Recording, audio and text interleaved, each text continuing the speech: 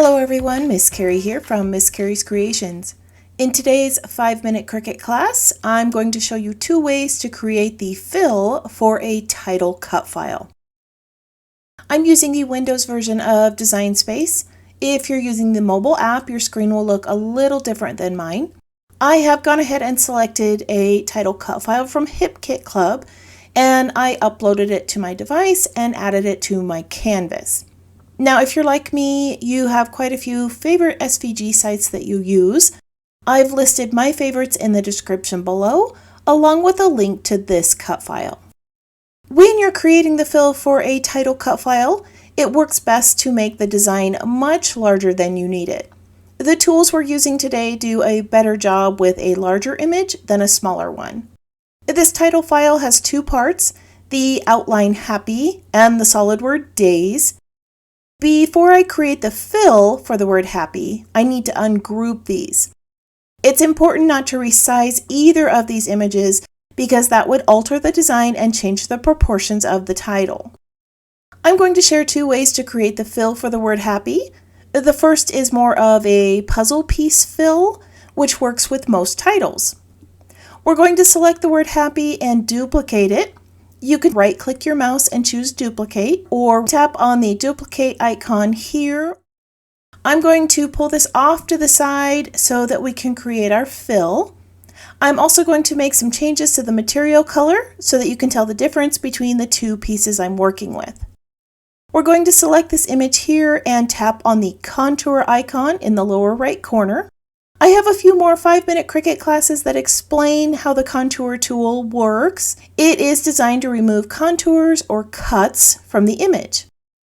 We're going to remove this piece here, which is the outline, so that we have all the inner portions of the letters. We also have these pieces here, and we need to remove those. Did you know that these are called counters? I just learned that, and it's much better than what I accidentally called it in one of my live videos. Alright, so once we exit out of the contour tool, you'll see all those letters on your canvas. Without making any more adjustments to these, we can just drag them over to the outline, and they fit right inside like a puzzle piece. If you want to elevate your title even more, you can cut out the letters from multiple colors. You're going to duplicate the inner cuts so that you have one for each color. I like to change each group of letters to the colors that I'm using for this step. Once again, I'm going to use the contour tool and remove the letters I don't want. I also need to remove the counters or inner portions of the letters. This process is repeated with the two other colors using that contour tool until we have all the pieces we need for a multicolored title. When we bring these letters over to the title, they pop right in just like a puzzle piece. How cool was that? All right, before we move on to the second method, let me show you how to resize this. We have three separate images here. I'm going to select all the images and group them together. This will allow me to change the size of the group, and all the images will size proportionate to one another. Before I share my second fill method, I want to remind you to tap that thumbs up icon so that I know you're enjoying this simple 5-Minute Cricut class. All right, let's move on to the second fill method. This one is great for those of you who like to raise your titles up off the page with foam tape because it creates a fill that overlaps the back of the outline. Just like before, we're going to make a duplicate of the word happy and follow the same steps with the contour tool.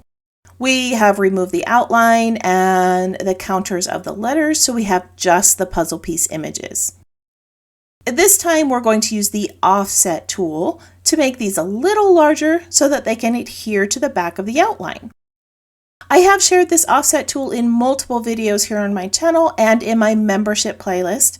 It's a great tool for creating both offsets and insets. As I move the radio dial, you can see the measurement and the offset change in the sizing box. Mine is set to inches because that's my default measurement that I chose in the settings menu. When I create the offset for the title fill, I like to use that sizing box and type in the exact measurement I want for my offset. With almost all my title fills, I use 050, but you might have to experiment a little with each title. At the base of this offset box, there are corner styles. I typically choose one that matches my cut file.